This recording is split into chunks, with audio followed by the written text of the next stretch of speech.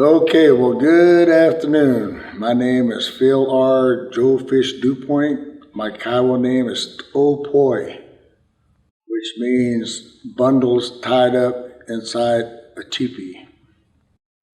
And I am a member of the Kiowa tribe of Oklahoma.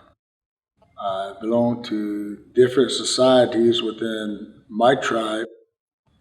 I am a leader in our what we call our thigh pickle, better known as Kiowa Gore Clan, Gore Dancers. Well, our organization is called Kiowa Gore Clan, and it's an old society among the Kiowas, and it died out.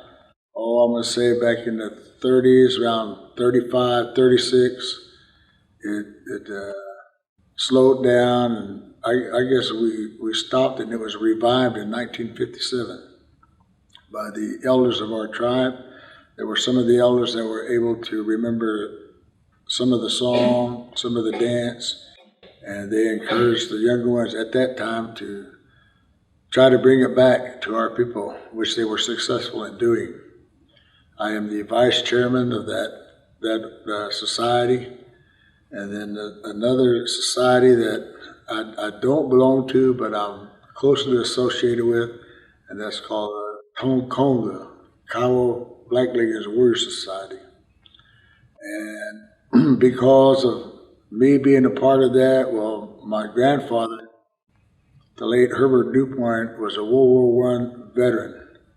He was one of the tribal members that enlisted to go fight another country. And the thing that kind of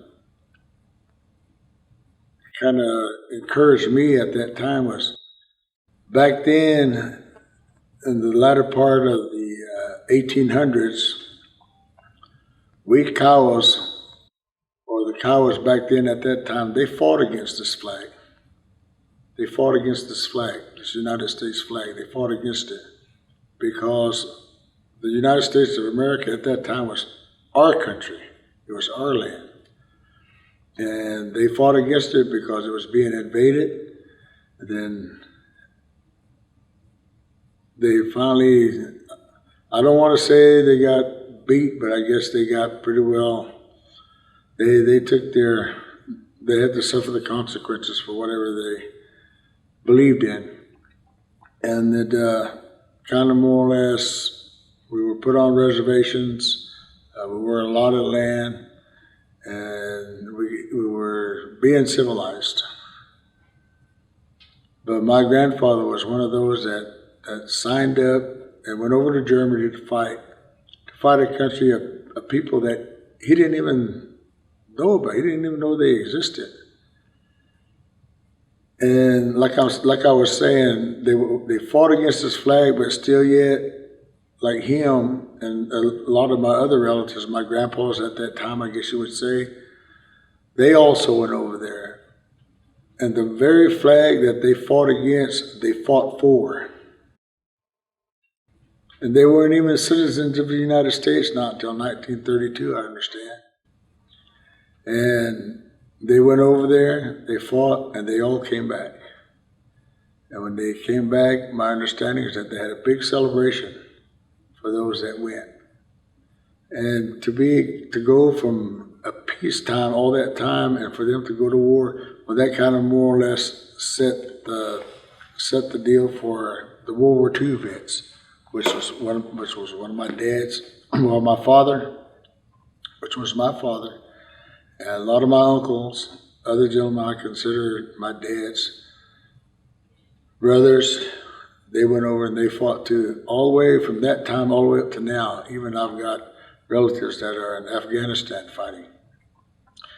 But it's because of them, these societies back then, you were kind of more or less, it was kind of like hereditary. You just kind of more or less, as you grew up, you joined one of the societies.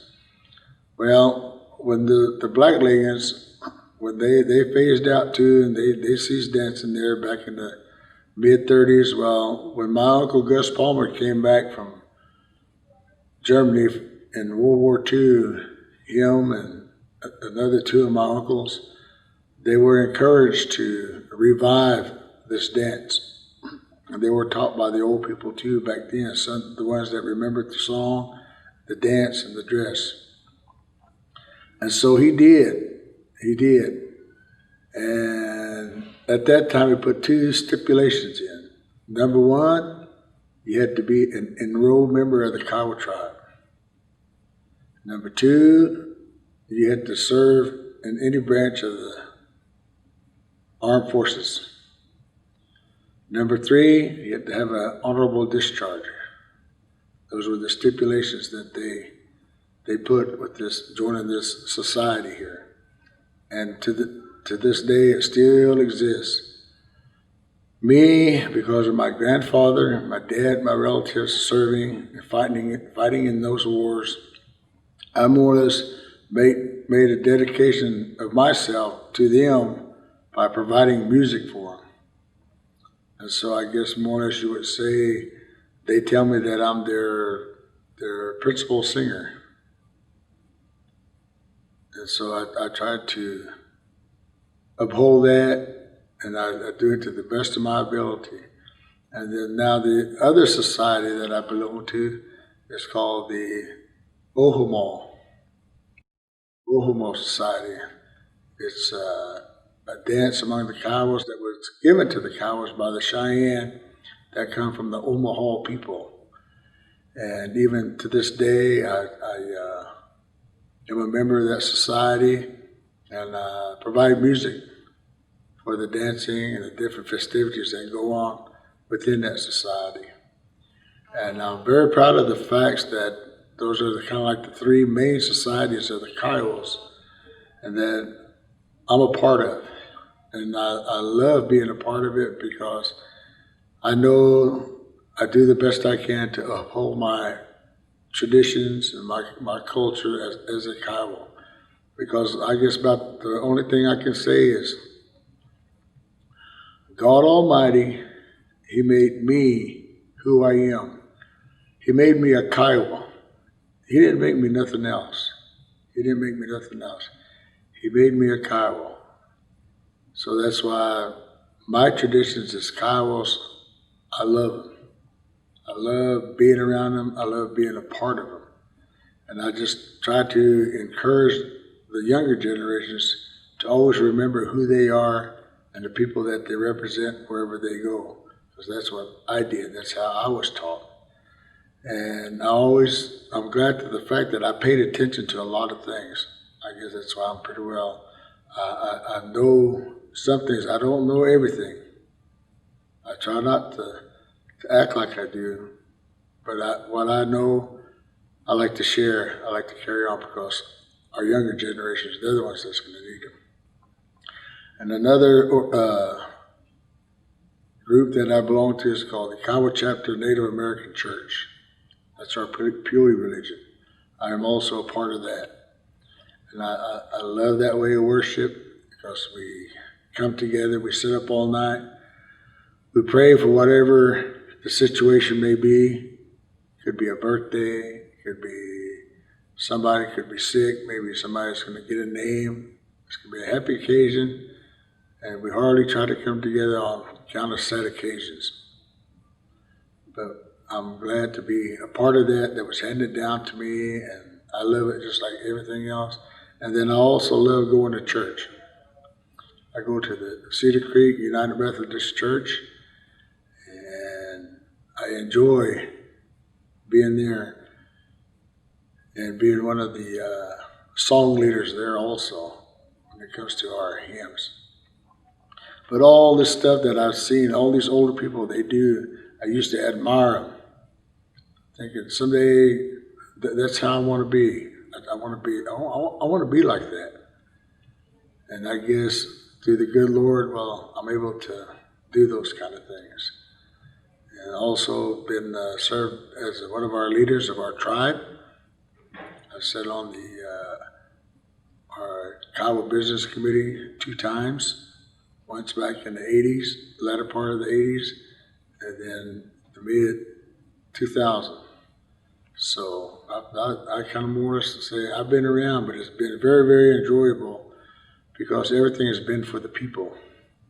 I come from Chiefs people, My great-great-great-grandfather, his name was White Bear. They call him Saint Ide. I come from him, and I also come from Red Otter. And these were principal chiefs around. Kiowas, they really didn't have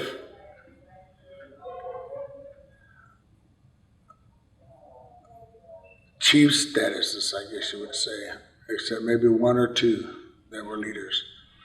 And these guys, they were just kind of more or less, they were leaders. They were leaders within our tribe. They were war leaders. The people respected them for their decisions that they made, whether it was good or bad, but they always put the people first. And that's what I've always been taught. That's what I've always been told. They always say you're chief's people.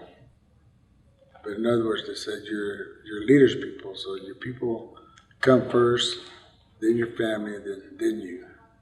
So that's kind of more or less my motto. That's what I like to live by. But right now we've got some issues that pertain to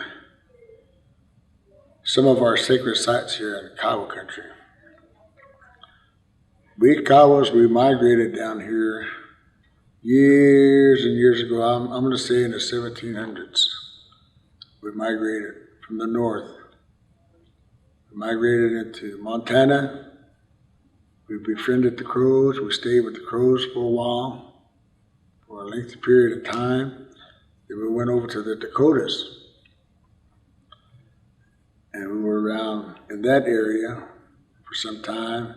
Then we migrated on over into Wyoming. And then from Wyoming, we migrated south into Colorado, on into Kansas, and into what is present-day Oklahoma. We were a nomadic people. We didn't stay in one place a long time. We kind of more or less followed the buffalo. And when we came in this area, we settled north of the Comanche and south of the Cheyenne and the Arapaho tribes, and we befriended them. And we kind of more or less took care of one another. Watched, how would you say, modern time, we watched each other's back to make sure that, nobody would come and try to wipe us out. If they did, we heard about it, but we go over there and we show our support. And they would do the same with us. So as time went on, we were, like I said, we were a nomadic people. We used to, all along this Wichita Mountain Range, which is kind of the south of where we're at today, present-day Kearney, Oklahoma, we'd go all the way into New Mexico, southern parts of Colorado, Texas Panhandle, well, the whole state of Texas, even down into Mexico, even as far as South America. Because there's a story within our tribe that our old people told that these Kiowas, they went down south. They went so far south that they seen men in trees, hairy men in trees. And some of them had tails. And so modern times, I guess you say, that they went as far as South America to be able to see that, come back and tell our people about it, because they said they was gone for long periods of time, when all they had at that time was they traveled by foot or by horse. So that's why, but that was one of the stories that I always often think about and wonder how it was back then and the places that we've been as Kiowas. It's so, like I was saying, back then we didn't know anything about cemeteries. I guess from what was told to me, that when we would lose somebody, well, wherever they expired or wherever they died, they would cover the bodies with stone so that the wolves or animals couldn't get to them and eat them up or bother the bodies or whatever. And then they would move on.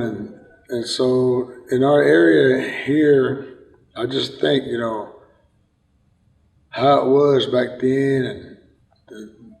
Well, actually, we didn't have any kind of bad diseases or anything like that. We didn't have anything like that. We lived off the land. We lived off the buffalo. And I guess from my understanding, what they told me, my elders told me, was that those people before us, they just kind of more or less just died of old age.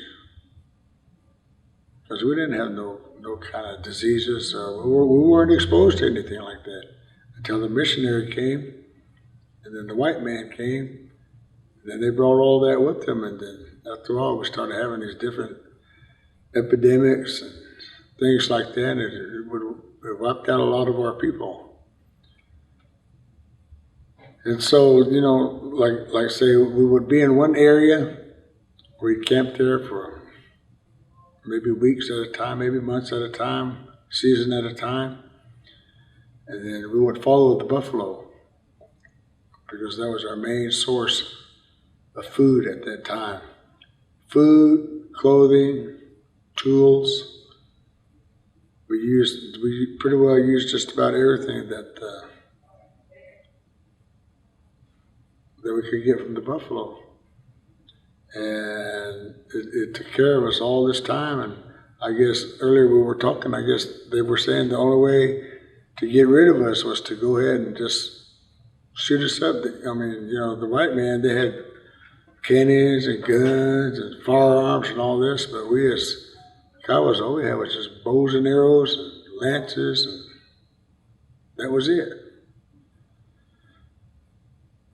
So I guess they said, well, if we do that, well, that's kind of like that's not a very good way. That's kind of like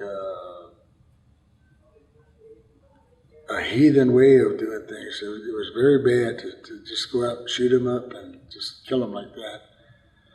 So I guess they thought, well, we just go ahead and we just, let's starve them. Let's kill all the buffalo.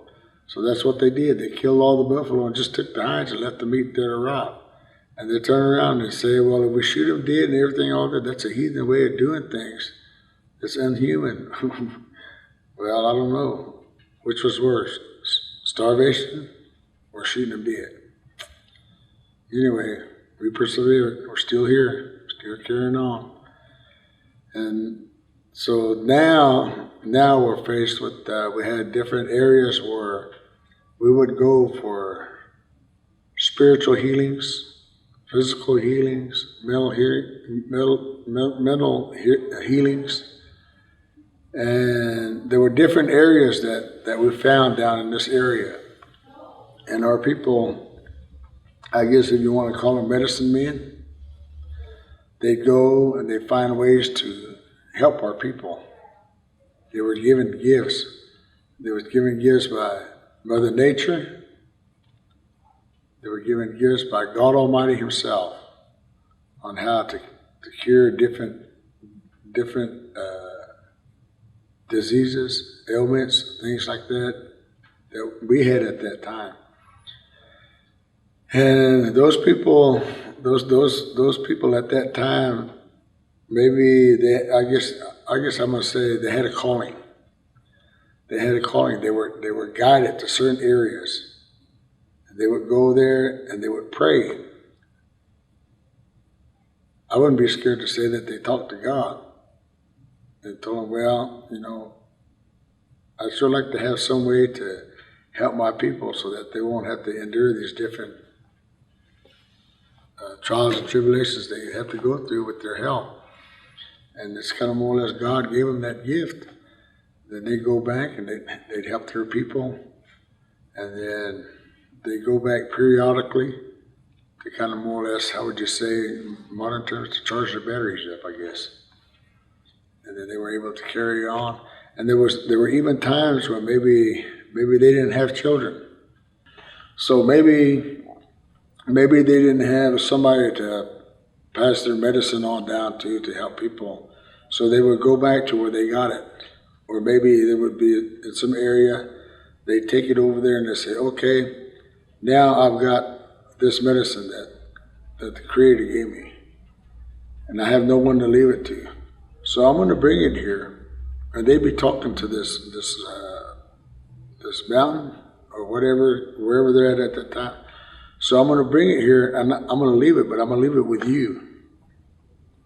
Maybe somewhere down the line, maybe one of my fellow tribesmen or somebody, or maybe their children or their children's children may come here. They may be seeking something, and you are gonna be able to help them because you're gonna know if they're sincere in what they want. So I'm gonna leave it here. I'm gonna leave it here with you. And so that's what they would do, and then they would cease doing what they were doing. And so it's kind of more or less this mountain or this hill or wherever this area, sacred site is, it had the power to do that. So as years came on, well, here come the others, we said, well, we heard that if we would go over here and we offer a prayer or whatever, well, things would kind of work out. And so they'd go over there, and these people, they'd offer their prayers or whatever like that, and then they'd get their help. Then they'd be all right. And so these are some of the sites that we still have to this day, and we've been utilizing these things for years and years and years. I mean, generations before me, way before me, even up to now. And then now there's going to be generations after me. There's going to be generations after me. So what we try to do is we try to pass this on to them so that they would know. I mean, there's psychiatrists now, there's doctors for different things and all this. And there may be some stuff that they may be able to help them with, but then again, there may be some that they may not be able to. And they'll be able to go to wherever they want that spiritual healing, they want that physical healing, and they want that mental healing. And so they'll go over there and they'll be able to feel these things because they knew at one time that the people before them were there, and that they talked with them. They said, I don't know who they are, but they're going to come one of these days. Just listen to them. Listen to them, and whatever it may be, however you want to address it or take care of them, well, do that for me. And then even when they come to this day, well, they're going to be thinking about the generations that are going to be coming after them, and then they're going to do the same thing. So it's just going to kind of like evolve, just keep going, and keep going until the end of time. But these are just some of the things that we've been going through as Kiowas. And there's certain areas, well, I'm going to call it Kiowa country, certain areas that we're able to go, and it's kind of maybe like I guess you would say like a pilgrimage, or a place where we could go to say a prayer or leave a prayer. I mean, it's not any different than going to a church, but it's just that in order to be among Mother Nature and in God's presence, and it's just that we as traditional people, we just feel more comfortable doing that, and by taking that route and doing things. Whereas like I was talking about this church, this religion that I belong to, Native American church. We go in at dusk, we don't come out until dawn. We sit there on Mother Earth, we pray all night. We use the different things that Mother Earth has given us, wood for the fire, our seating, wood for light, for warmth. We sit in a teepee, sit up all night, pray, sing, worship, and it's just that we just come up at dusk. The sun comes up. It's a new day. When we walk out of that teepee, we're facing that sun, and the rays of the sun hit us. It's like God Himself touching us, because we're able to see light. Another day we're there, and we just kind of more or less, we feel closer to God by all the things that we use in there. It's not that we went out and just got them and brought them in there to use. No, God gave this to us. And one of the things that we use is the sacrament that we call peyote. Now, okay, the white man named it a drug. Said it's a drug because it's got mescaline. But I got to say this. When God created the world and put all life on this earth, that peyote was there too. He created that. It was here too. And even when he turned around and he cleansed this earth, flooded for 40 days, 40 nights, cleansed this earth and everything, and then after he put life back on this earth and said he'd never flood it again, well, he put that peyote here again too. It was here. Now, why, how come the Indian understands it? I guess pretty much so you'll have to ask God himself. Because he made it possible for us to have and for us to use. And we use to this day. And I've seen it heal people physically, mentally, and spiritually. I've bared witness to a lot of prayers that was used with this sacrament. And the old people, what they say is that this teepee that we're sitting in, it takes 19 poles, or it could take more, I guess pretty much however many you want it to use. But they said, look at this teepee and look at these poles. Look how they all come together. They all come together and they're all tied together as one. And they said each one of them poles represents a different denomination of how people pray. He said, but they said, but the thing about it, look at them, they're all tied together, they're all like this, and they open to the top. So when they all come together like that and they're tied together, that's one God. That's one God. And then when they open to the top like this, that's God's kingdom. And that sure made a lot of sense to me. They said, we sit in here on Mother Earth, where we come from, our skin's the same color as this dirt that we sit on. When we die, that's where we came from. When God made man, that's what he made man out of. He made man out of this dirt. When we die, we go on, they put us in the box, they put us underground, we turn back into dirt. So, that's why I love this way of worshiping. And it's just that, it's just that what was good enough for them older people is good enough for me. All they said is, these missionaries, they came and they converted a lot of our people. A lot of them went this Jesus road. A lot of the traditionalists, they stayed and they kept this way of worship as well as other ways that we worship. They kept those. They said the only thing, we don't say nothing about their church. We don't make any kind of comments, but they make all kind of, they say all kind of things about the way that we worship, which is fine. But we sit here, we pray humbly all night. Those people, they go into their temples, they build temples, they go into their churches, and they sit in there a couple hours. Then they come out, and they go about their business, do whatever they want to do. But they come once a week, whereas us, we go every night if we have to, or every other night. Whenever we get ready, we go, we set it up, get it ready, go in there and pray. When we get through, we're done. It'd be nice if we could just put it up and just leave it up all the time and just come in when, whenever we want it to, but we don't do that.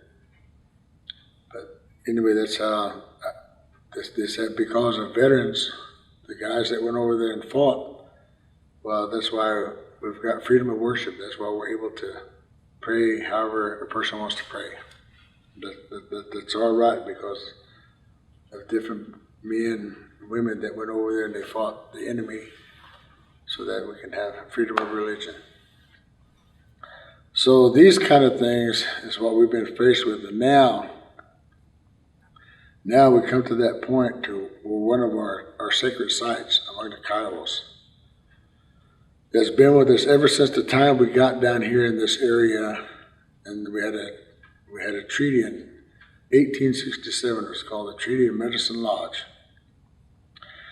At that time, that's when they put the Kiowa, Comanche, Apache, Cheyenne, Arapaho.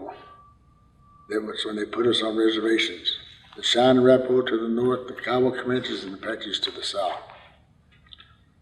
They marked off land, so okay, this is your reservation. This is where you gotta stay. And we were, nomadic people were used to going here and there and this and that, but now we had to stay, we were secluded in one area. Okay, so even at that time, we were against it, but we did. I guess more or less we obeyed. Gave up our arms and everything, and we started doing that. Well, after that treaty, my understanding is 2 years after that, in 1869, there was an idea of let's civilize the Kiowas, the Comanches and the Apaches, Cheyenne Rappers. Let's civilize them. They came up with what they had. It was called a Jerome Agreement. And then from that Jerome Agreement, it turned into the Dawes Act. And what was supposed to happen with that was this: everybody in the family was supposed to have gotten 160 acres of land, which they did. And we as nomadic people, we didn't know anything about putting up fences and say, well, this is my land, this is your land. We didn't know anything. They told us about that. Some they practiced it, some they didn't.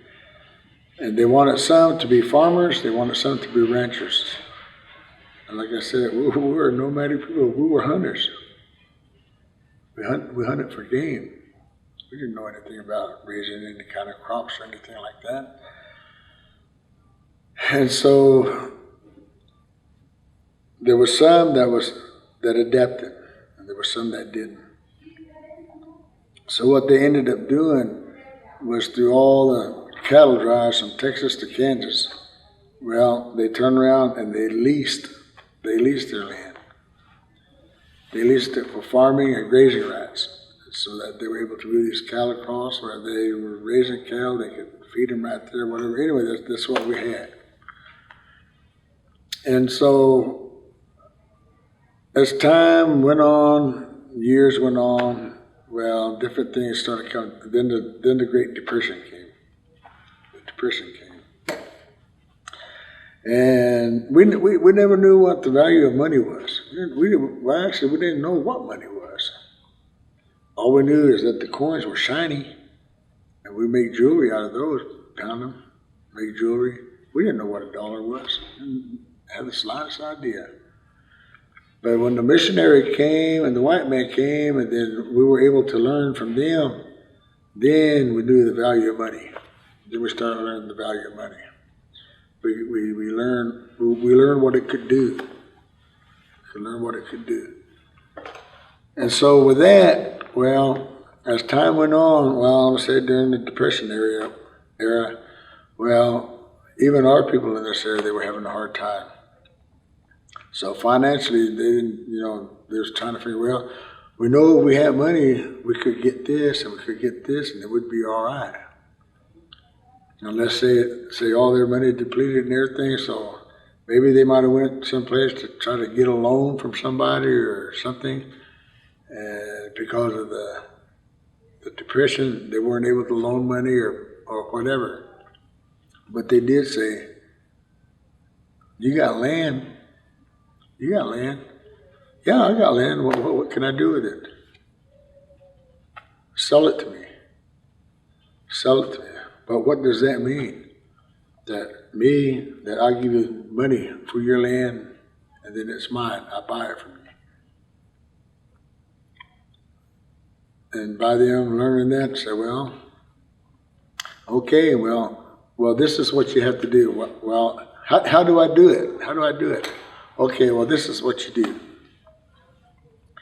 You go over to the agency, you go in there and you tell them you're going to sell your land. And that's your land that belongs to you. All you got to do is get it, take it out of trust, bring me the paper over here, I'll look at it, and then I'll give you a fair price for it. So that's what they did. They went over to see the agent. They sent him to the right people to see it. Well, what are you here for? Well, I want to sell my land. This white man said over there, said he'd buy my land. Okay, now the Bureau of Indian Affairs was set up by the Department of the Interior. And what they were supposed, their job is to overlook us people, us Indians.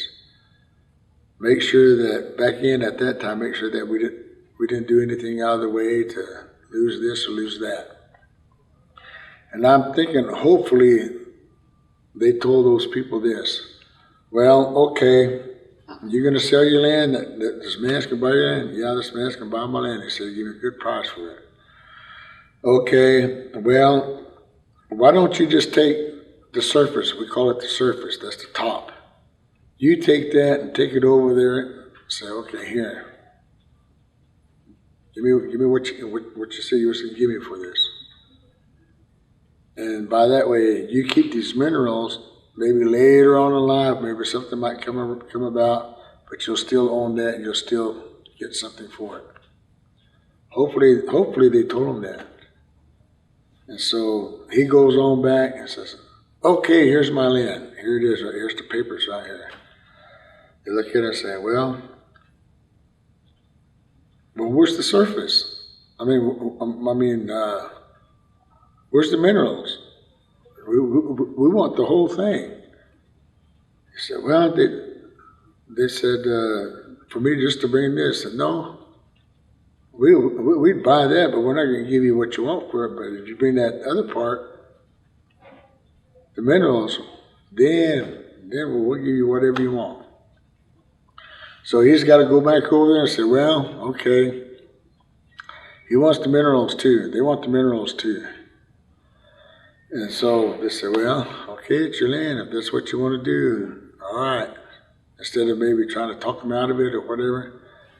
Okay, here you go. Go on. He goes back over there. Okay, here it is. Okay, what do you want? And maybe back at that time, maybe that amount of money was more than enough, you know. So he sells it, and once he does that, and he either thumbprints it or signs it over, that's it. It's out of his hands. Don't belong to him no more. It belongs to this individual over here. So that's what happened to one of our sacred sites down here south of us, southwest of us. We're in Carnegie, Oklahoma right now. The next community over is Mountain View.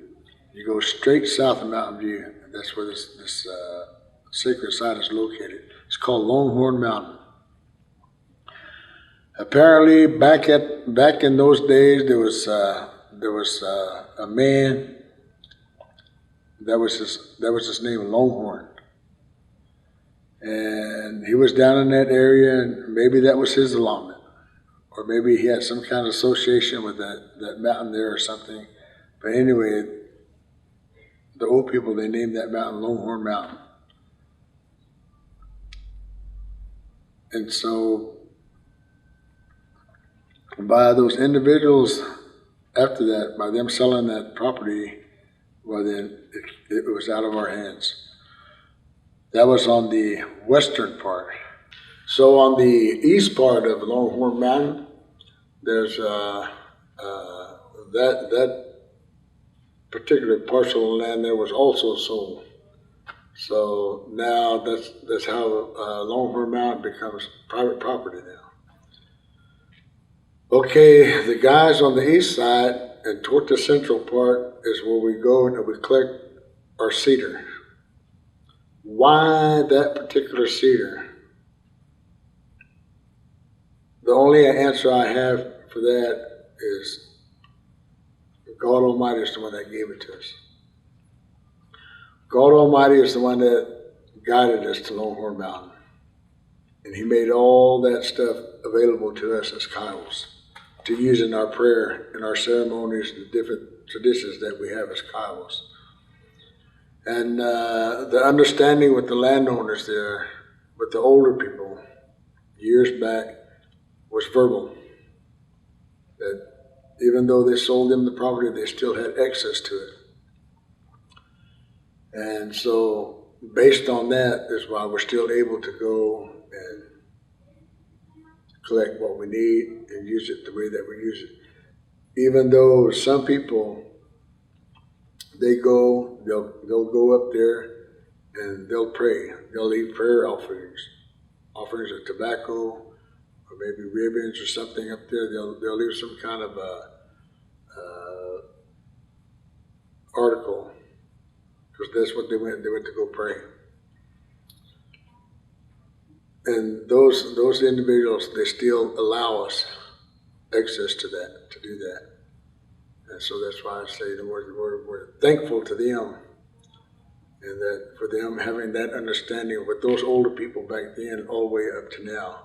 And that's why we're still able to go pray. So it's kind of more or less a sacred site, but it's a sacred shrine to us Kiowas.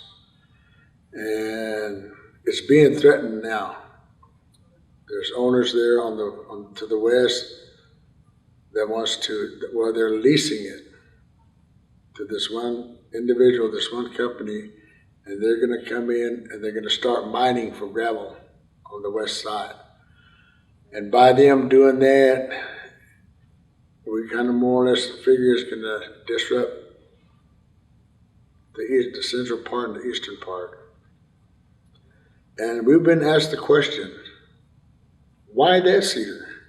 Why do y'all have to get it there? There's other mountains around here, other hills around here. Why don't y'all go over there and get that? Well, for some apparent reason, it has a fragrance of its own. It has a scent of its own. Me, I've traveled all throughout the United States to the four corners of this country of ours. I've even been to some provinces of Canada. And I've witnessed different ceremonies. And they use evergreen cedar too, but it doesn't have the scent that Longhorn does. Longhorn, they've even dug some sprigs up, they dug some up to like transplant, but it just wouldn't grow. Why? I don't know. There's even some people that got a little of this cedar and they took it, and what you do is you make a bed of coals, and then you sprinkle this cedar when it's dry over those coals, and it makes a smoke. And what we do is we use it for kind of like a blessing. And it goes up in the air, and it travels to the four corners of the world, four corners of the area. So everybody gets a blessing off of this. And it's being threatened now. The guys on the west side, what they want to do is they're leasing it out so that they can come in, they can put go into a gravel mining operation there. And like we said, we don't know what effect it's going to have on the east side.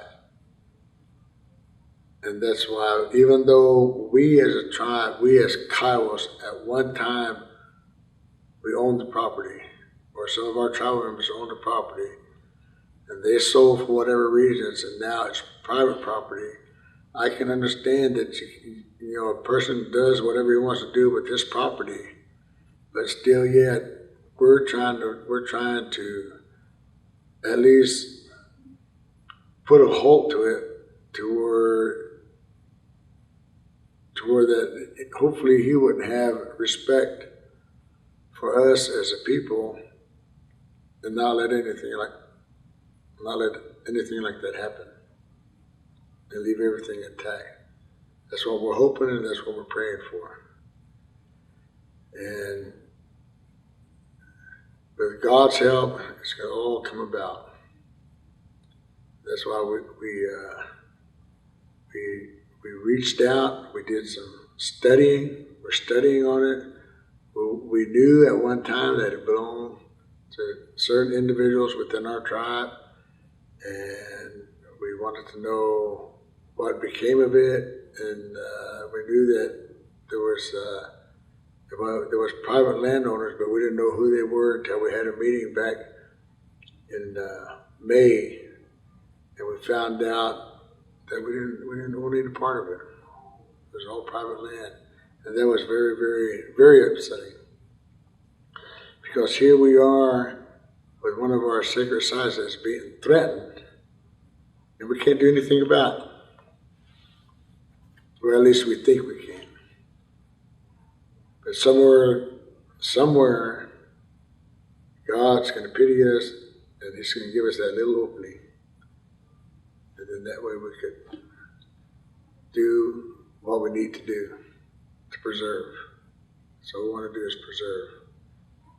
And naturally, well, we feel for the landowners, but still yet, that's been with us all these years, all this time, before my time, before their time. And it would change things dramatically, even in that area. If you drive there now, you drive through there, you look around, you look at the mountain range, you see Longhorn Mountain, it's all part of it, then there's going to come a time when it's not going to be. That's what's hard to swallow. So that's why we're doing what we can, and we're going to try to do what we can. Like I said, we just got to find that little loophole. When we find that little loophole, well then, they got a fight on their hands. But that's a little history of Longhorn Mountain, how it came about to us Kiowas, and how we still uphold it to this day. And even though technically, I guess you would say we're trespassing, but still yet the landowners gave us access, still give us access to go there and do what we have to do. Well, that's why we feel that we're still going to make it. Because we can go there, we can call upon God Almighty, tell Him what our problem is, ask Him to make some way for us so that it would always be here with us for generations and generations and generations to come. Why is Longhorn Mountain so sacred to the Kiowa people? Because God is the one that guided us to that area, or guided us to it, and our old people used to go up there and they'd fast, they'd make vows, they would pray, and they would collect the cedar that was from there to use in our different ceremonials, traditional things that we do as Kiowas, as well as pray. What do you think would be lost if the mountain were to be mined and destroyed? Well, to the Kiowas, to me and the Kiowas, it would be devastating.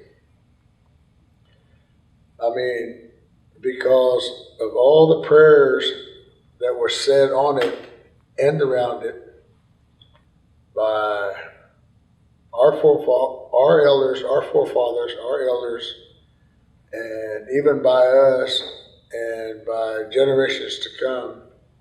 I mean, it just wouldn't seem like it just wouldn't mean a hill of beans to anybody else. And to me, it would be just like tearing down a temple, you know.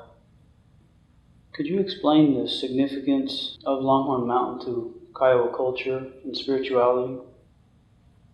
Okay, well, it's like I've been saying, and I'm going to say, is because of the prayer.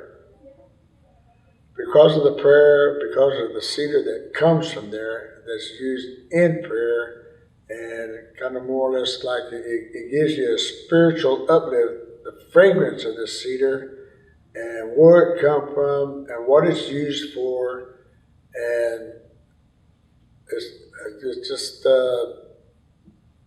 I mean, it's just so uplifting. I mean, like we have people they lose loved ones. We have people that are sick. We have people that are lost. We have people that are having a hard time with different problems. And once they ask somebody to come over and like say a prayer for them, or they'll go up there and they'll say a prayer for themselves. Then they use the cedar. It's just so uplifting. It's something that really can't actually be described. Is Longhorn Mountain considered the most sacred site to the Kiowa people? Yeah, I would say it would be, because of what grows there and how it is used. And I mean, generations and generations and generations know about it. And there's other sites here that we consider sacred. We could go over there and we could do the same thing, but it's just that we can't get the cedar there like we do at Longhorn. And basically to the Kiowas, because of the cedar growing there, and we've been guided to it, and we use it, some people will just stay right there and utter their prayers, And so that's why, like a lot of people that live out of state, that live away from home, they usually come home maybe once, maybe twice, maybe 3 times a year, different times. But when they come here at home, they get here, they make it a point to go there. Maybe some may collect, maybe some don't, but they're there and they're just praying. So, as far as you're aware, who still goes to Longhorn Mountain to gather cedar, to pray, and to do, fasting and? Well, as far as fasting anymore, things like that, I think that kind of more or less kind of slowed down. It's not as common as it used to be. Now, as far as people going out there, like I say, there's just different people within the tribe that you've got tribal members from the west, you got tribal members from the north, to the east, and to the south. And like I say, when they come home, instead of either they'll come see an individual like me, or maybe somebody else, and ask if they have any. And if they do, well, we'll share with them. Say, well, go ahead, you take this with you, and then the next time, kind of let me know the next time you're going to come in the area, and I'll see if I can get some just for you. And then there's sometimes they come, and then they'll just go themselves. I mean, some will just make just a special trip just for that. They'll come and they'll go and they'll collect what they need, and they'll go their way. But they know that this is the only place that they're going to get it. So some, like I say, some will just come just for that. Some will kind of kill 2 birds with 1 stone, and they'll come for a family visitation, and maybe to go there, or maybe there might be some kind of event that's going on around in the area that they want to be a part of, and they'll come and then they'll go. But as far as Kiowa tribal members, I mean, we've got several. I really don't like to call them organizations, but I guess at this time I will. We got several organizations within the tribe that utilize us. And if it's all the organizations within the tribe, well, then that just more or less goes to say it is the tribe. And then they'll go, and maybe they may have somebody within their organization that maybe is their spiritual leader. And he may need, so he may go himself, or maybe somebody might go get some for him. And it's all these organizations within the Kiowa tribe, as well as individuals. I mean, there's individuals. I mean, just all, well, there's supposedly 17,000 of us Kiowas. As far as, I think it's 17,000. I don't want to say it's 1,700, but it could be, you know. But there's a certain amount of us Kiowas, and we all know about it, and we all utilize it. So maybe at different times, maybe like me, what I have when it's almost depleted, well, I know I'm going to need some more, so I'll go get it for myself. And maybe my brother, maybe my cousin, maybe different relatives, or maybe different members within the tribe. If they need, they go get what they need. Mm-hmm. So that's why I'm saying it covers the whole tribe. Yeah. The whole tribe. And the only ones that, because I know I've had tribal members, and they came and they've asked me, what's so important about Longhorn Mountain? And I look at them, and knowing that they should know, because their people before them knew. Their people before them, they went, they collected, and they practiced using it. And these people, to me, has got the nerve to ask me what's so important about it, when they should know. And the sad part about it is they're older than I am. And that's why, you know, and here I am. I know what I know. I'm trying to do what I can to hang on to it because I want it and I need it. I need it. And I know a lot of my people, they need it. Yeah. Can you explain what types of ceremonies and what organizations and societies use the cedar? Okay. For what purposes? There's a Native American church. Yeah. Purity religion. They use it. We have we have bundle keepers. They use it. We have a Gore Dance Society. They use it. We have a Black Leggings Warrior Society. They use it. We have a War Dance Society. Ohmos. They use it. We've got a War Mothers Association. They use it. We've got a Victory Club Association. They use it. We've got a Purple Heart Descendants organization. They use it. We've got a Kiowa Warrior Descendants organization. They use it. We've got an Oklahoma Taipei Society. They use it. We've got a Taipei Society. They use it. We've got different individuals that give names. We've got different churches we have individuals that are called upon to use it. We've got people that are in mourning. We've got people that lose different words. We've got people that are sick. We've got people that are lost. We've got people that are seeking. There's just about, you name whatever the occasion may be or what the problem may be, those are the people that use it. So it's pretty well widespread. Even to the fact to where other tribes, they want it. But if everybody's like me and I'm stingy, you know, because that's Kiowa that belongs to me. So because it's used in about every Just organization, every society. Every organization, if that were to be lost, that would just, would you say that would just destroy,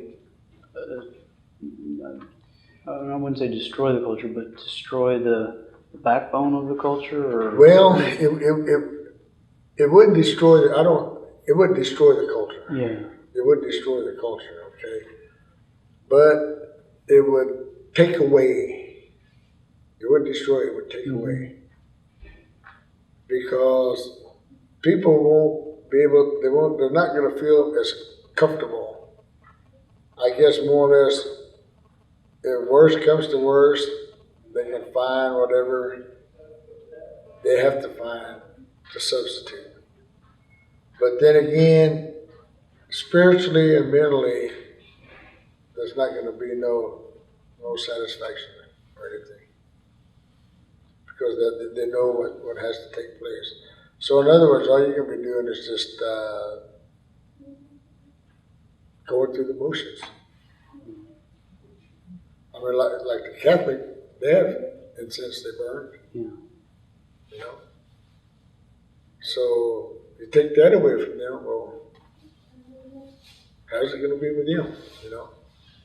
Mm-hmm. Maybe different other religions throughout the world, not only the United States but around the world. You take things away from them, how's that going to affect them? I don't know this as a fact, but I've been told about. I guess back in the day, there used to be like Jesse James and his boys and all this that. They would go and they would like rob banks, and rob trains and all this and that.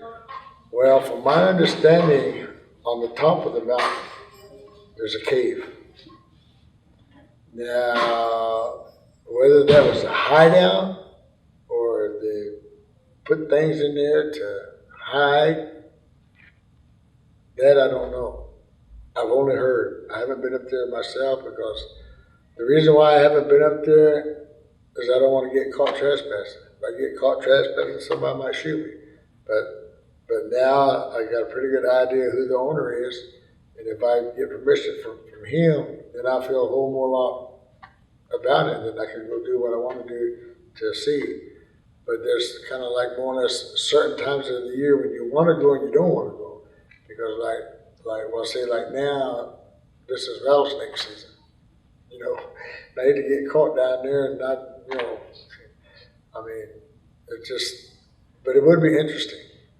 It would be interesting.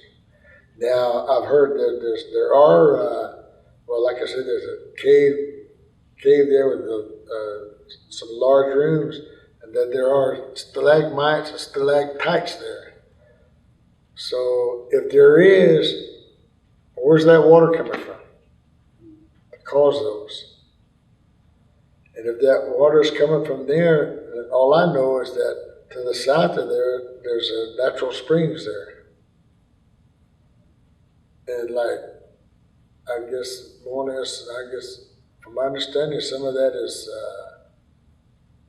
trust land.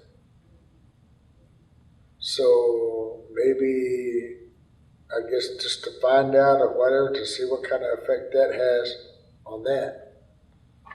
Because if they should destroy that, well, what's going to happen to this spring over here? See? Yeah, if they were to dynamite that, that would collapse the whole cave. And right. And my understanding too is that there are some petroglyph drawings in there or something. So if there is, well, there were Indians there, or somebody was there that put those there, and they could have been used some kind of ceremonial room, some ceremonial site or something. It was used for something, if there's something like that in there. And as being part of Oklahoma history, as well as Kiowa history, and Kiowa County history, to be destroyed, you know. Do the Kiowas have a history of using caves for functions? No, well, other than, I guess, just bad storms, rain, you know. Of course, they've got, as far as, actually, they talked about, of course, rains and floods, snow, ice back then, maybe tornadoes, but they just accepted those as Mother Earth and God's creations, and that they were here for a reason, but they knew that they could hurt you. They knew that. But as far as knowing as getting underground, like cellars and stuff like we do now, I don't think they knew too much about that. So I would say maybe to some extent they would use caves for different things. I mean, but exactly what? I don't know. It would be for safety or to dwell. Well, I wouldn't say to dwell because we're a nomadic people, but maybe to store something or whatever. So the Kiowas never used caves as like a burial place that you're aware of? As far as I know, they never had. Yeah. Now, the only thing that was told to me was that wherever somebody died, maybe it might have been in a raid or maybe a natural death or whatever. Well, wherever that person fell, they just kind of more or less wrapped them up in hides or whatever it may be, and they would just get a mass of stone and they would just cover the body so that animals or whatever couldn't get to it. But as far as caves, I don't know. But then again, maybe. Then again, maybe. Because see, back then they didn't know anything about burying. Even like coming from the north, you always see on TV, movies and stuff. Everybody has burial scaffolds and stuff like that. Put people on and all this and that. Well, maybe they might have did that, but me myself, as far as building scaffolds and stuff like that, I don't think. I think they just like use trees. They just use trees and just put those bodies up there, and I guess until they more or less disintegrated. But I would say myself, there is a possibility maybe they use a cave, but I guess more or less for them to really know about a cave or really trust a cave, they would, just kind of more or less be like the Neanderthal man, make you a fire so you can see light, you can see in there and see, because I know maybe there might have been some caves that maybe they might have tried that at one time, even in the North Country when it was migrating down. But also bears live in caves. They might have went in there and maybe some people got attacked by bears or whatever it may be, and because of it happening in something like that, well then they just kind of more or less could have just refrained from even using caves or anything until latter times. Would you like to relate any sort of miraculous healings that you've heard about from using the cedar? Yeah. Me myself, I'm a living testimony.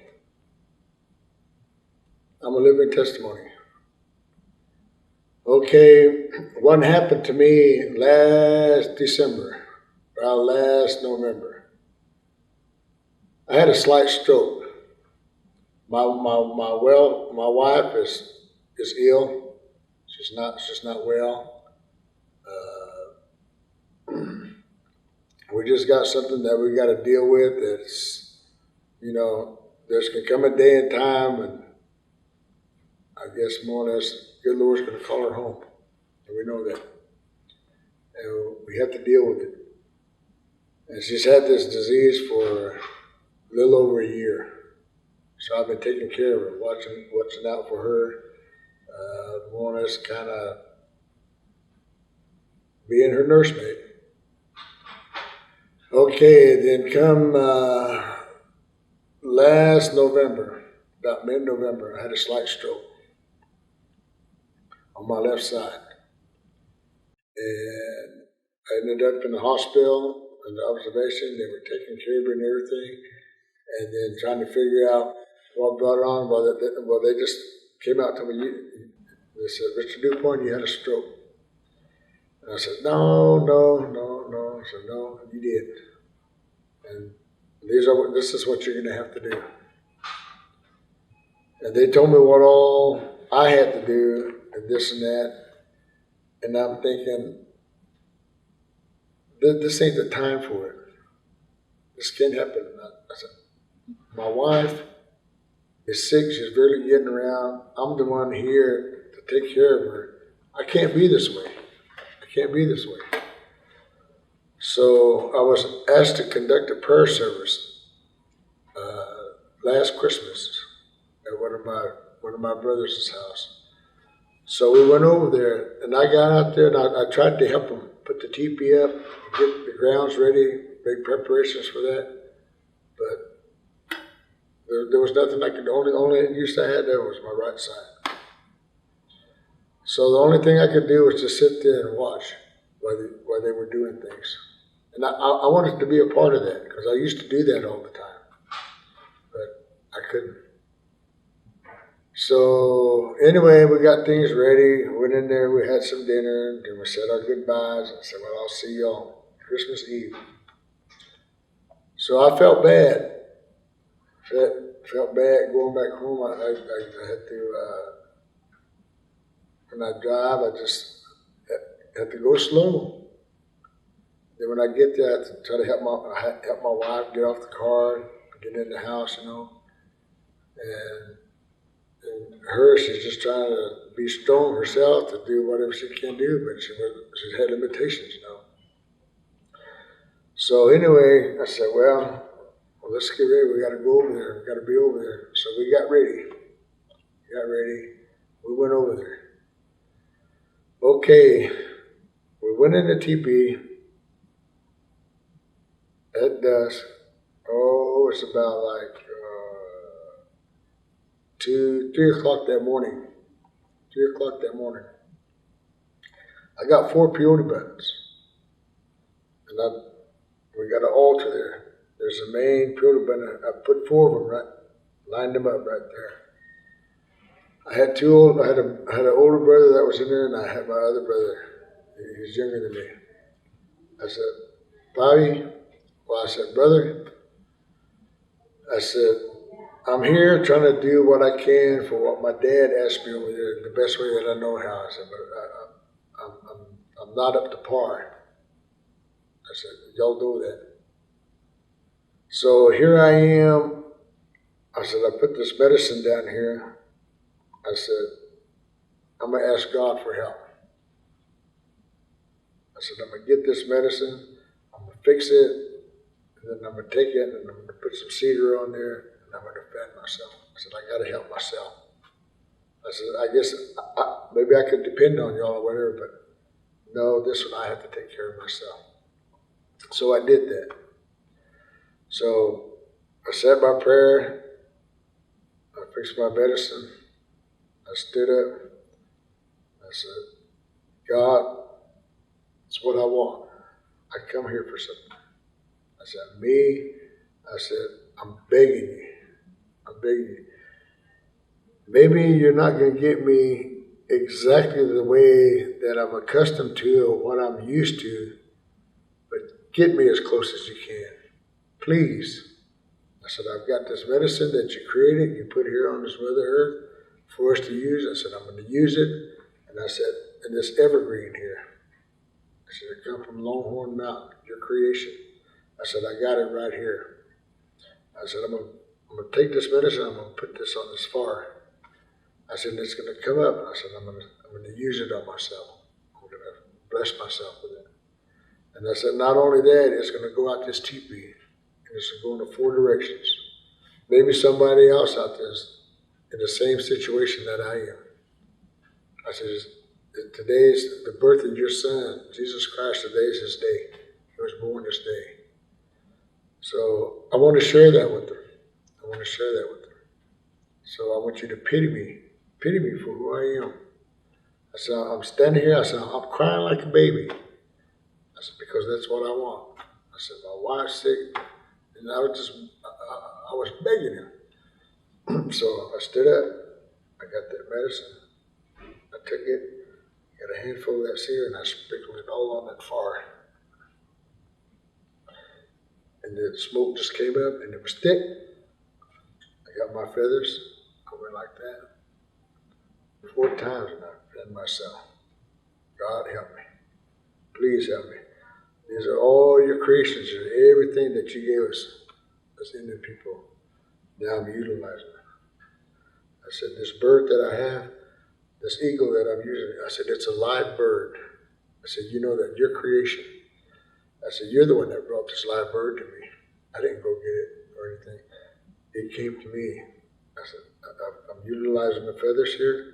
That bird's still flying around here somewhere, still alive. I said, that's what I want. So I did that. Got through. I sat down. I took a deep breath.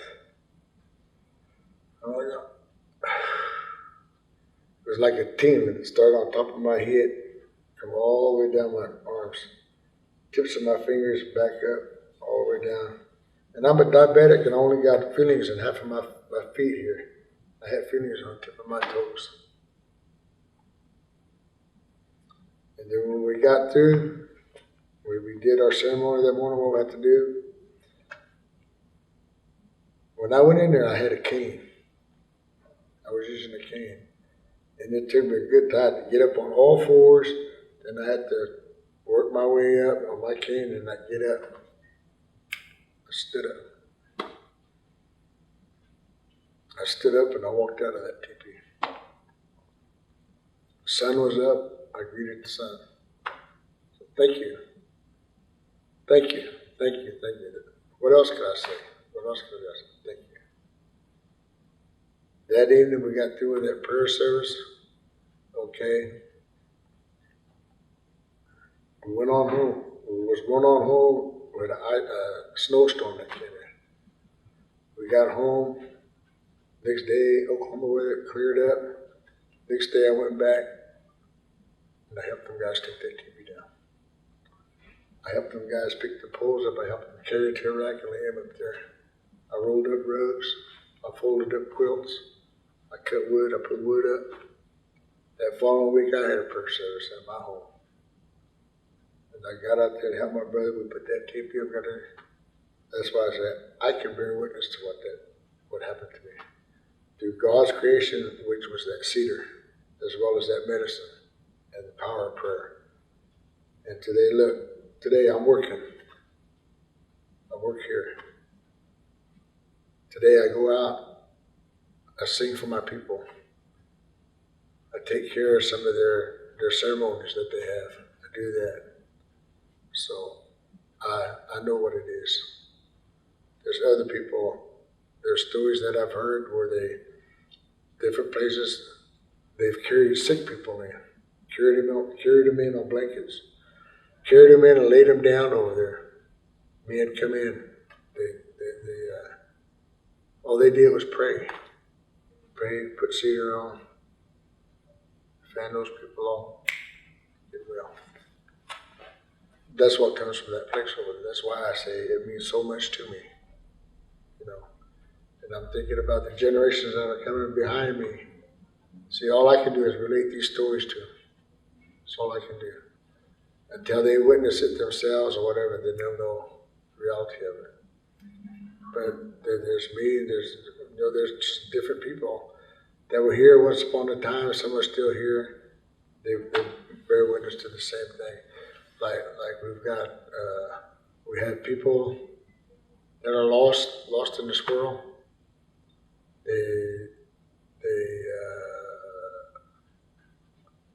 They have problems. They don't know how to deal with them. They don't know what to do.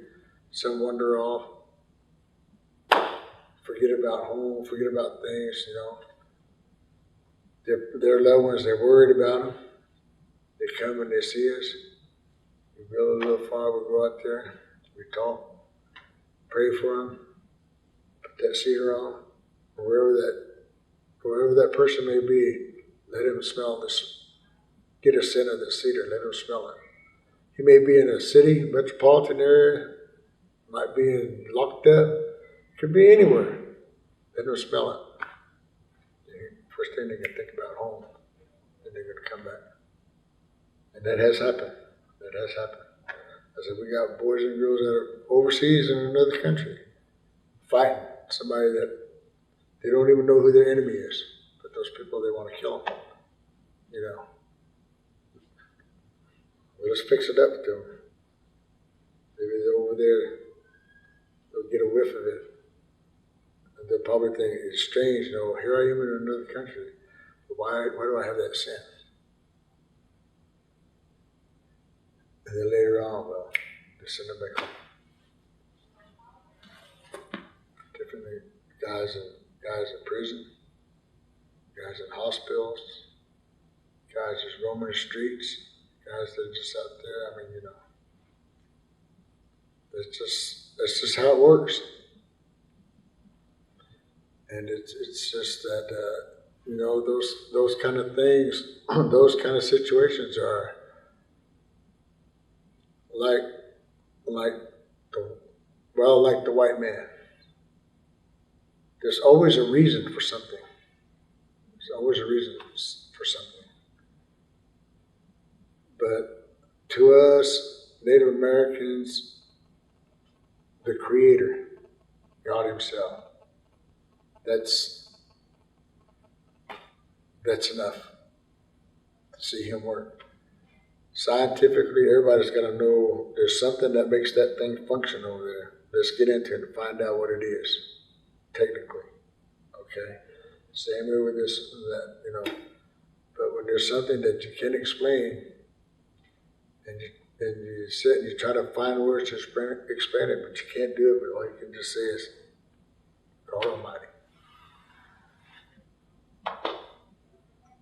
And that's Longhorn Mountain. Why that particular mountain? Why that particular cedar? It's like I said, you'll have to ask God Himself. He's the one that can answer that.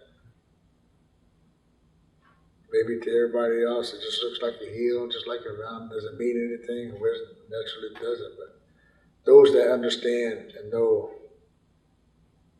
will know what I'm talking about. Amy mentioned that there was a story of Kiowas going up near the cave and trying to grab live eagles. And I was wondering if you could explain that. Okay. Now, part of that cave, entrance of that cave, to the side of it, there's a little area there to where Kiowas used to deal down and they'd hide in that area. And they'd fix a covering to cover their head. And still to this day, there's eagles that migrate down in this area and they fly around in that area. Okay, when they would fly down thinking that, well, maybe they had some kind of piece of meat or some kind of something that would attract those eagles. They'd lay them on top. And there'd be a little opening to where they could see that eagle when it would come down, when it would fly down to pick this food up. Well, sometime it would come and maybe it would just land there and just start eating. And of course, it's to be there. Well, not knowing that these guys are underneath there, well, those guys could just reach up and grab them by the legs and probably pull them in, and then they would hang on to them. But them guys, all they would do is just get what they needed. Like maybe it might be a couple tail feathers or maybe a tail feather, whatever, and then turn around and release them. You know, go on.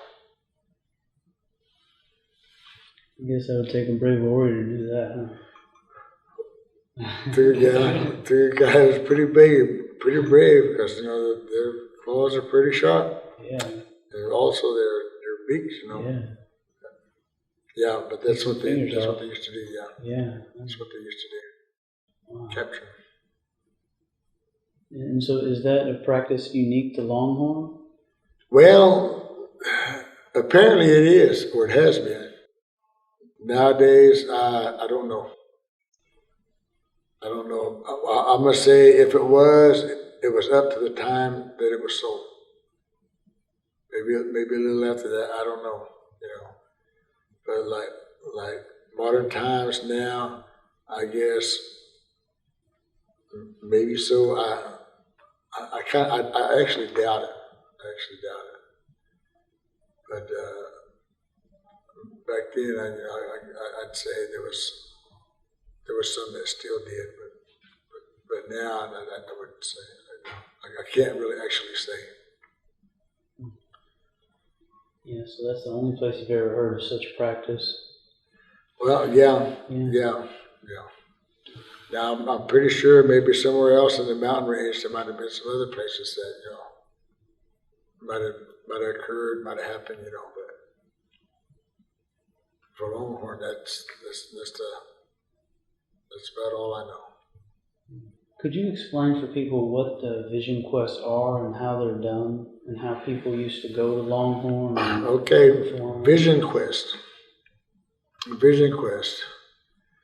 Maybe.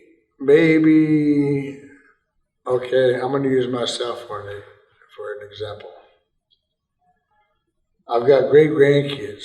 I've got grandkids. I've got children. I've got brothers. I got a sister. I got relatives. Maybe one of them has some type of affliction on their bodies. They're sick or something. Maybe they're having a hard time trying to make ends meet. Maybe somebody's bothering all the time, physically or whatever. Maybe they're alcoholics. Maybe they're drug users. Maybe they're just lost in this world. Maybe they don't know how to deal with people. Maybe they don't know how to talk to people. Maybe when they're addressed, they don't answer right, or they don't ask questions right.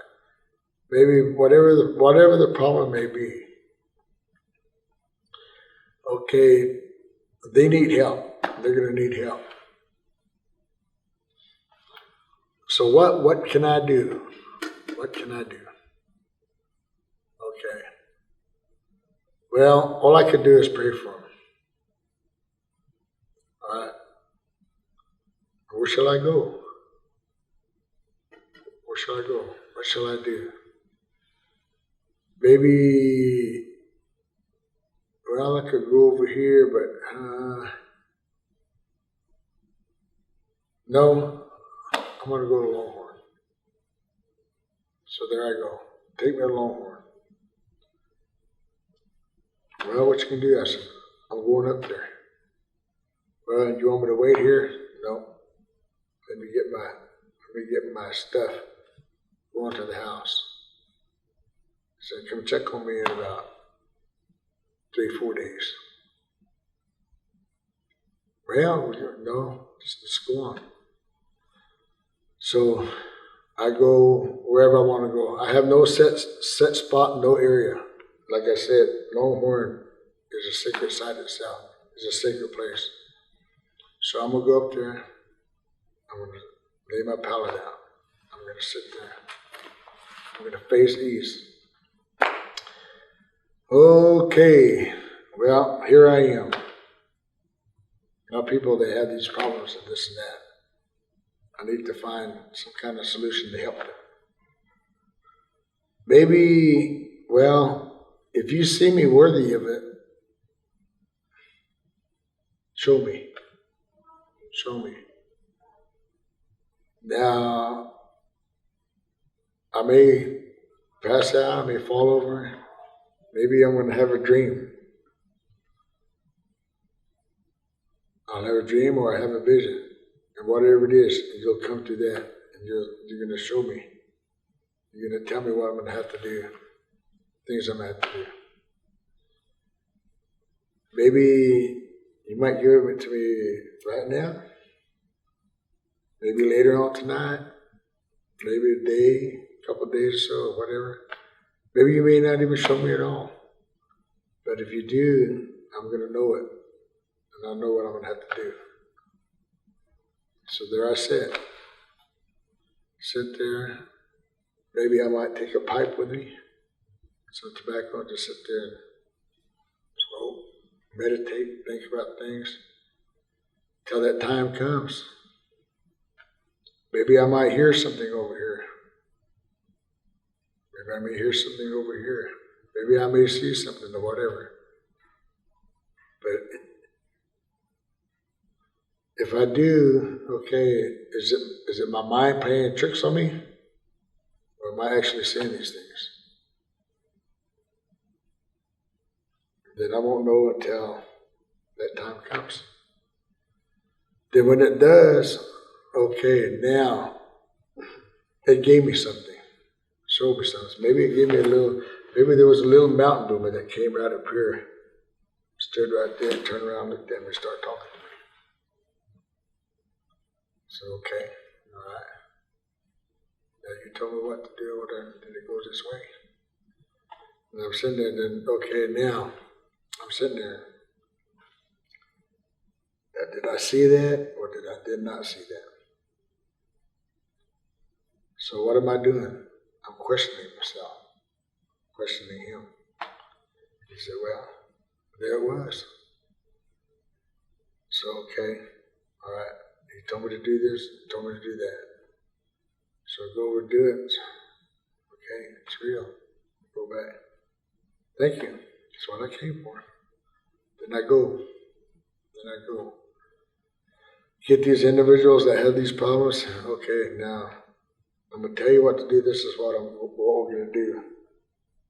And then after that, everything's about. But I said, me, I went for it. You didn't. So you got to meet me halfway, and you got to believe. Because if you don't, all I'm doing is going through the motions, and you're not helping me. You're not helping the cause. So why waste my time? You know. So okay, we go all about that. Then they get all right. Then at the wall, well, so and so helped me and all this, and then it gets out. So that was to go seek power. Okay. Now maybe like if I'm going to go up there, maybe if I want to make a vow. Okay, I got a grandson that's in prison. It's going to be difficult for him to get out. But if you get him out, this is what I'm going to do. Okay. Let's say things work around at the wall. He shows up at home. I said, okay. So, well, Cole, grandson, when'd you get home? So I said, okay. How long are you going to be around? Well, I'm not planning on going anywhere. I said, okay, that's all I want to know. I said, well, when you was in there, I made a vow that to make a way for you to get out, and you're out. So now, in order to fulfill that vow, this is what I said I was going to do. So come on, let's go. And he's going to go with me. So this is living proof right here. What I told you, you said you was going to do, and you did it. So now I'm going to do what I said I was going to do. I do it. See, that's a vow. Okay. And then the other one's kind of like for power. And same way, just going up there and just praying for something, to actually sit back and bear witness to what you talked about, to actually see it. Now that would be that. Now that those things, they're actually hard to explain. They're hard to explain unless the only way you can actually talk about things. Only way you can actually talk about things is if you experienced it. If you experienced it, you can talk about anything you want to, because you're not making nothing up. You did it, you experienced it, so you know what you're talking about.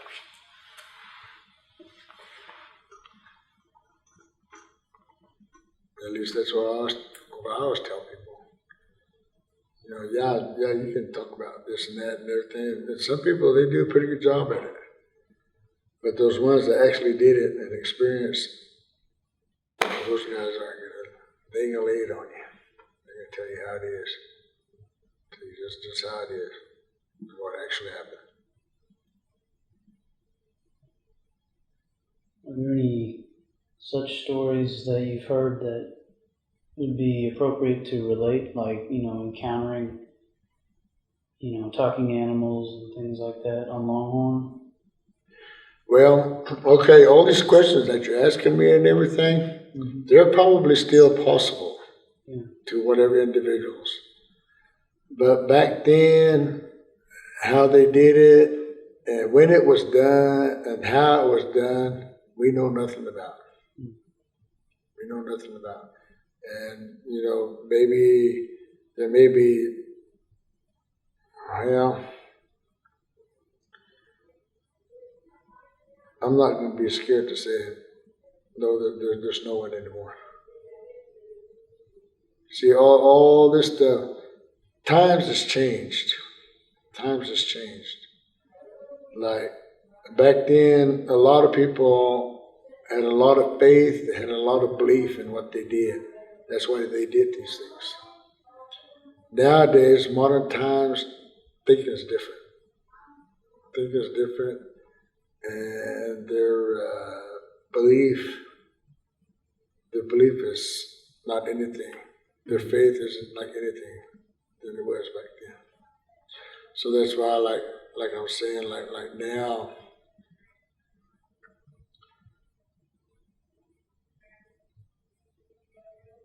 if a person is really sincere in what they're doing, what they want, and how they're going to accomplish it, they'll do it. They'll do it. And they'll go all the way. They won't go part of the way. Now, I know there's stories of guys 20 years ago that went to a place way in the Wichita Mountains. There's a place where people used to go to. They were kind of like, they wanted to become medicine men, healers. And I do know there was a couple of guys. One guy they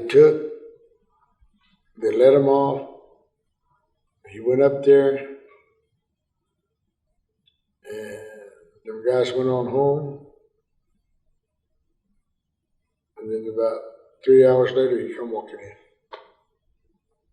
Hey, we just let you know what's going on. See. Then there was some guys that went up there. Well, this one guy went up there, made it 2 days. Made it 2 days, they went on home. It's something, the old people said, it's something hard to do. You really, like I said, if you really want it, you really got to be into it. You got to 100%. So how did it come about that the Longhorn Mountain, Rainy Mountain, and other sacred places were not registered as historical places? Okay, I'm going to say in the mid-70s, I'd say anywhere from 74 to 77, that's when they were getting together this Indian Freedom of Religion Act. They was getting it together. And there were some representatives from D.C. that came here to the Kiowa tribe, this very complex here, and they wanted to speak to some of the traditional people so that they could take them around to show them the sacred sites of the Kiowa. So a lot of the NAC members were called the NAC officers were called at that time, as well as my uncle Harding Big Bow, a few other people. They came together. All right. So they took them out to the different areas. They took them to Longhorn Mountain. They took them to Saddle Mountain. They took them to Wichita Mountains. They took them out here to a place called Rainy Mountain, Zenat Mountains, Old Tome, just different areas that they declared sacred at that time. So at that time, that's when they told him, so okay, now the Kiowa tribe, and they told the leaders of the Kiowa tribe, our business committee at that time, okay, here's all the sites and everything. What y'all need to do, y'all need to file a petition and get them nationally recognized. It's historical places. Sacred sites actually is what it was. Not only with the United States, but with the state of Oklahoma. So that was left in our leadership's hands at that time. Okay, so they went on back to D.C. and they started getting their all their stuff together and everything because they was getting ready to put it all together.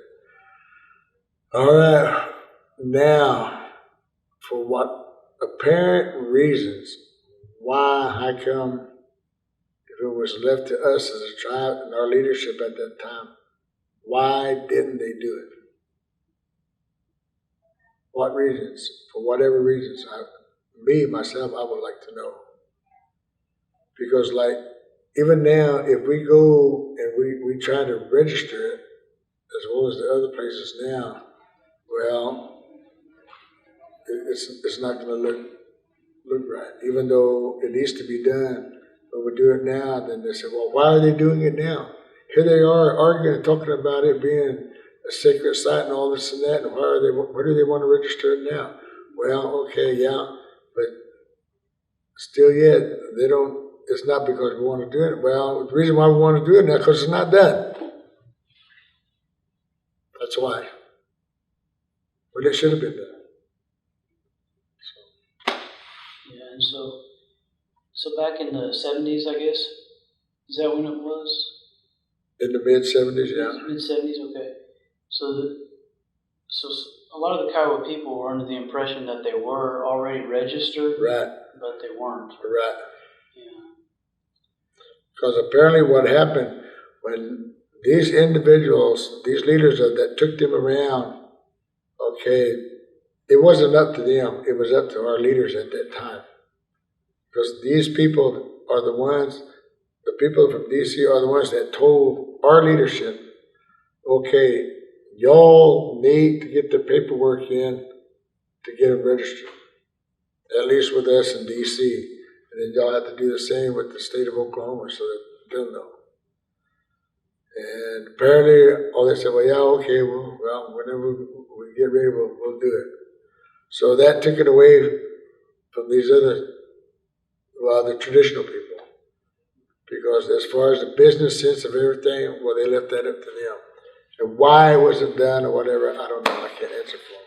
I sure wish I could, but I can't. I don't know for whatever reasons, or maybe they just thought maybe they would or whatever. And well, I know at that time they didn't think nothing like this was going to come up. Nobody did. But it's here now. I just heard you mention that UNAB Mountain was one of the sacred sites that. It's not a sacred site. It's just a mountain. They call it UNAB Mountain. Oh, I thought you were referring to places that. Well, okay, yeah, I did say that because I said Longhorn Mountain, I said Saddle Mountain, Wichita Mountains, and I said UNAB Mountain, Zoltone, Rainy Mountain. I did say it, but nothing actually happened at UNAB Mountain. Okay. It's just in the area. It's just got the name UNAB Mountain. Now maybe there was something there, but as far as I know, it's just Longhorn. Mm-hmm.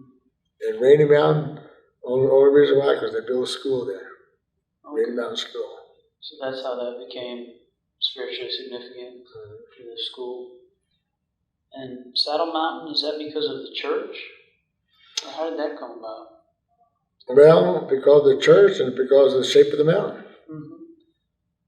And as far as anything spiritual there, I'm not sure. Now, maybe there might have been. I don't know. Oh. That's way before my time.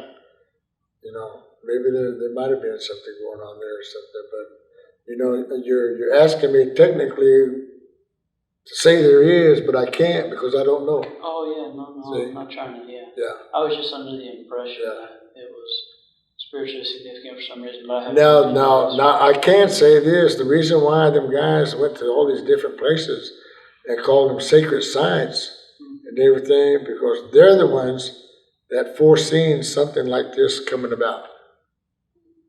Even back there in the 70s. Mm-hmm. See? And so that's why, I guess that's why when they asked for them to take them around, they did, and they said that they did name these places as sacred sites, but they never did give them any reason why. All they asked for was sacred sites. They took them to them, but they never did explain, well, this is why Rainy Mountain is sacred. This is why Saddle Mountain is sacred. This is why Wichita Mountain is sacred. This is why Unit Mountain is sacred. This is why Longhorn. They never gave them no specific reason why, other than our people roam that area and maybe they prayed there. See? And so that's why they turned around and that's why they said, okay, so you as a tribe need to register them as a sacred site. Okay, then maybe at that time when they got ready, maybe they were going to do it. I don't know. Yeah. But then they'd have to explain why. See? Now, right now, the only explanation I got is for Longhorn, because that's the only place that I know that was, other than Medicine Bluff. See?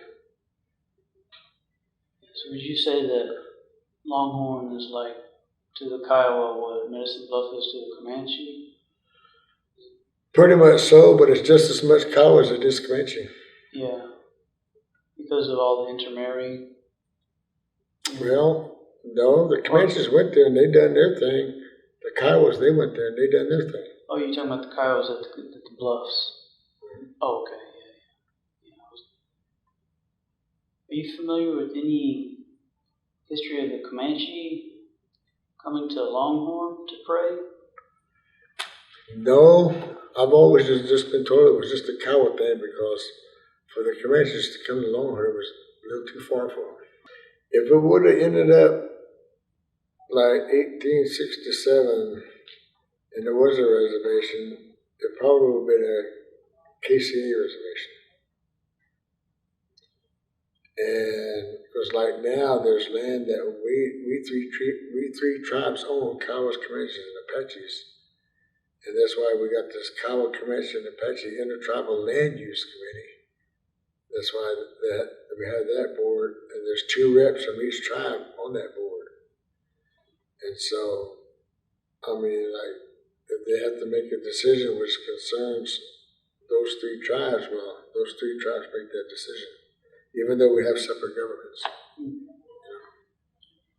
Like when you're driving in here, it says like, now entering and now leaving Kiowa, Apache, Comanche Reservation, which doesn't seem, terminology seems incorrect. Well, but why is that? It would have been that if the medicine laws would have stayed the way it was. Yeah. It would have been that.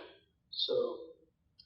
Because like Rainy Mountain over here, Kiowas, Comanches, and Apaches own that. Not just the Kiowas, even though it was a Kiowa school that was there. But those two tribes own it. Okay, down there in Lawton where the Indian Hospital is, that property there, that's Kiowa, Comanche, and Apache property. Across the road there from it all the way up to where that Equality Inn is, KCA property. See, we 3 tribes own it. And a lot of our cemeteries, KCA property. See. But even though we have our cemeteries here in Kiowa country, Apaches have their Apache country, and Comanches has their, but it's still KCA. Now, the only thing that's bad about that is that, let's say we're gonna sell some land, Kiowas, Comanches, and Apaches. Okay, let's say we sold some land. Let's say we got $1,000 for it. Okay, all right. Kiowas, you're the biggest tribe. Okay, so you're gonna get the biggest cut. Let's say we're gonna give you 40%. Okay, Comanches, you're the second. All right, we'll give you 30. Okay, Apaches, since you're the small tribe, we'll just give you 2. But still yet, that's not fair. Because it's not, well, it maybe to some it's fair, to some it's not, because, okay, the largest tribe will get the biggest share, the second will get their share, and the smallest will get actually nothing. So the argument always been, if we're all three owners, we all get the same cut. But the Kiowas and Comanches tell the Apaches no, because there's not that many of y'all. So that's why y'all don't need as much. So that's where the argument comes in right there. See, so it has its good points and it has its bad. Yeah. So is there a lot of trust land with the three tribes these days? And or is that mainly like around historical places, or how? Well, no, there's not large portions of land owned by the three tribes. They're just here and there. So that would be like Rainy Mountain. That would be like Rainy Mountain. That would be like all the cemeteries. That would be like the agency over there, Anadarko. The agency. That would be like the Indian Hospital at Lawton, the Soil and Moisture Conservation Office at Lawton, a place down there in Walters. Just bits and pieces here and there. Yeah. Because during the Dawes Act, the Comanche people got their allotments. Mm-hmm. Kiowas got theirs. Apaches got theirs. Then at that time, it didn't make any. Like Apaches got there. Let's just say there was 50 Apaches. 50 Apaches, they got theirs. Let's say there was 1,500 Kiowas, they got theirs. Let's say there was 1,000 Comanches, they got theirs. And then that was it. Yeah, they don't want to take his property. They don't want to tell him what to do with his property. They don't want to take it. Okay. And they want to, all they want to do is they want to stop it so that it doesn't happen, you know. Yeah. But then the only way is, there's only one way, either way it's got to be done, you know. But, I mean, like,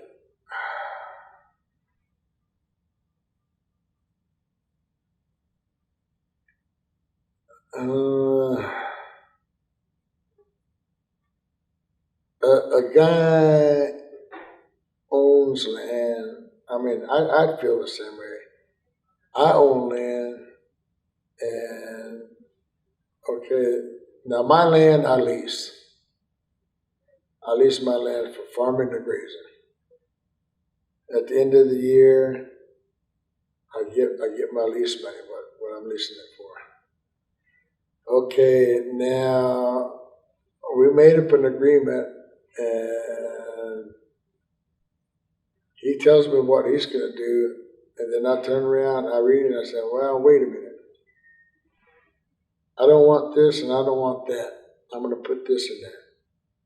And basically, if you don't want it and you don't like it, well, I'm sorry. I guess you just have to maybe go find somebody else that you can deal with or whatever. But I don't have to. I don't have to go by your terms, you know. I said, I'm the landowner. I've got the terms.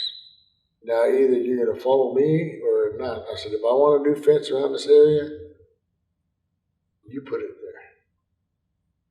Or maybe I might be kind enough to share the material and you put it up, you know. I said, but don't come over here and tell me what you're going to do on my land. Well, you're going to do, you know, you're going to raise your crops on my land, but don't tell me what you're going to do with my land, you know. So I can see that too. And just like this guy, you know, he's trying to take care of his family too and everything, but then again, you know, you don't want to take that away from him, but still yet, I mean, something that's just been here years and years and years to be, I mean, to be destroyed, and for what? You know, for him to get what he needs, then once it's all gone, and then what's going to happen to it? Then what's was ain't no more. And I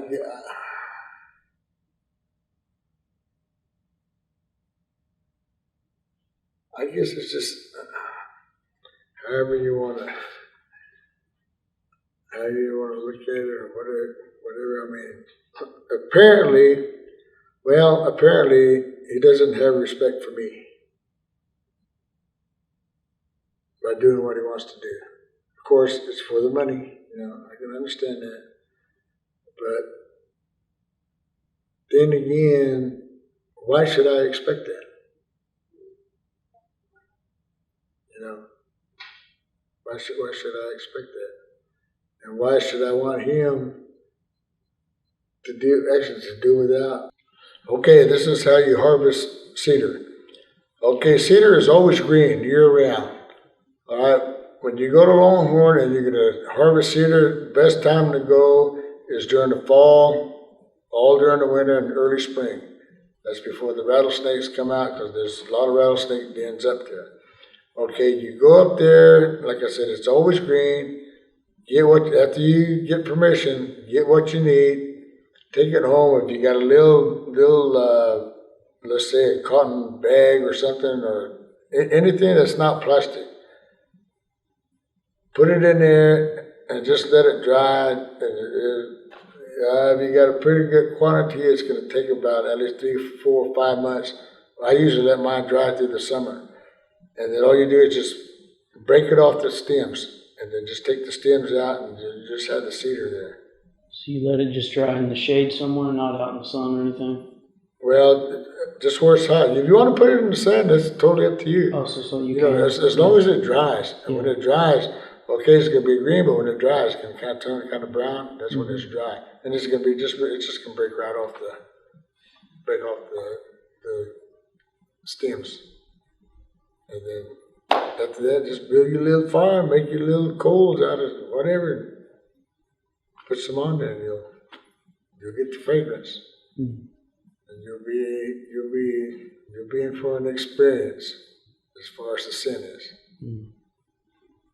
Is there said to be a certain time when you harvest it, it has the height of its fragrance?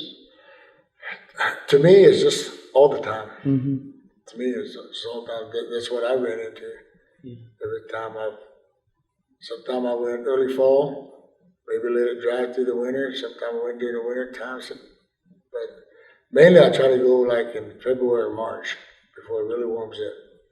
Then that way, whatever I collect or whatever, I just leave it in the bag until August or September, and then I'll couple it up, take the stems out, bag it up.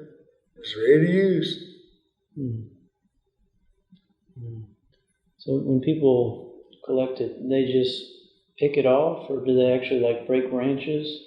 No, you don't need to break branches. You just grab it like that and just pull it. Just pull it like that. Pull off what you need. So you just pull off what you need. Yeah, I saw like right kind of, where there's the corner on John Thompson's property, where it's like closest to the mountain.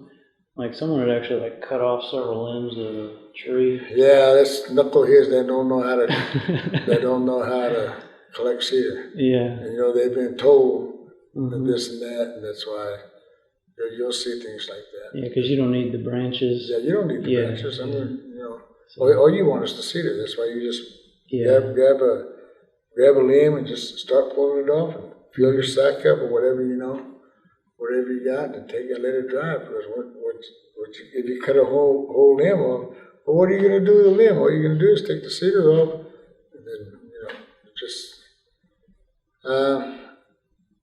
I guess if it was at all possible, we could have learning how to pick cedar 101 class or something like that.